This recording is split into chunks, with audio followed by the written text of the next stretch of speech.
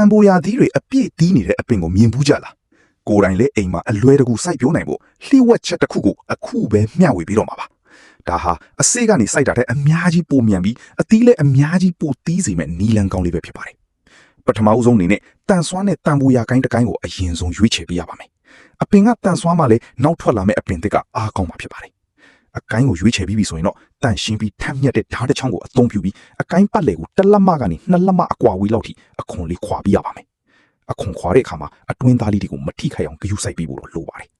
အခုပြနေတဲ့အတိုင်းပတ်လေးကိုတိတ်တိတ်ချာချာလေးခွာပြီးလိုက်ပါနောက်တစ်ဆင့်ကတော့အကြီးအကြီးဆုံးလှိဝက်ချက်ပါပဲကြက်သွန်နီတစ်လုံးကိုထောက်ဝက်ချမ်းပြီးအခွန်ခွာထားတဲ့နေရာလေးကိုတိတ်တိတ်ချာချာပုတ်တိုက်ပေးရပါမယ်ကြက်သွန်နီရဲ့အရေးကတဘာဝအမြင့်ထွက်စေ natural rooting hormone အဖြစ်လှုပ်ဆောင်ပြီးတာမို့အမြင့်တွေမြန်မြန်ထွက်လာအောင်ကူညီပေးပါတယ်ပြီးရင်တော့အမဲရောင်ပလတ်စတစ်စာလေးနဲ့အခွန်ခွာထားတဲ့နေရာကိုလုံးအောင်ပတ်ပေးရပါမယ်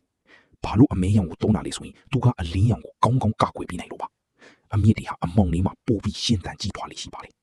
ပြီးရင်တော့ကျိုးလေးတွေနဲ့တိတ်တိတ်ချာချာချီပြီးအထည်ကိုရေအနေနဲ့ထည့်ပေးရပါမယ်ဒီနီလန်းကိုနှွေဦးဒါမှမဟုတ်နှွေရဒီမှာလောက်တာအကောင်းဆုံးပါပဲကဲအခုဆိုရင်တော့တစ်လလောက်စောင့်ကြည့်အောင်တစ်လအကြာမှာတော့ကျွန်တော်တို့ပတ်ထားတဲ့ပလတ်စတစ်လေးကိုဖြီးကြည့်လိုက်တဲ့အခါဝေါကြည့်လိုက်ပါဦးအမြင့်တွေအများကြီးထွက်နေတာကိုတွေ့ရမှာပါအမြင့်တွေတန်ဆွမ်းနေပြီဆိုရင်တော့မိခင်အပင်ကနေအဲ့ဒီအကိုင်းလေးကိုဖြတ်ထုတ်လိုက်လို့ရပါပြီဖြတ်ပြီးသားအကိုင်းလေးကိုမီးစီလွာကောင်းကောင်းရှိတဲ့ပန်းဦးလေးတွေမှာပြောင်းပြီးစိုက်ပြူပြီးပါ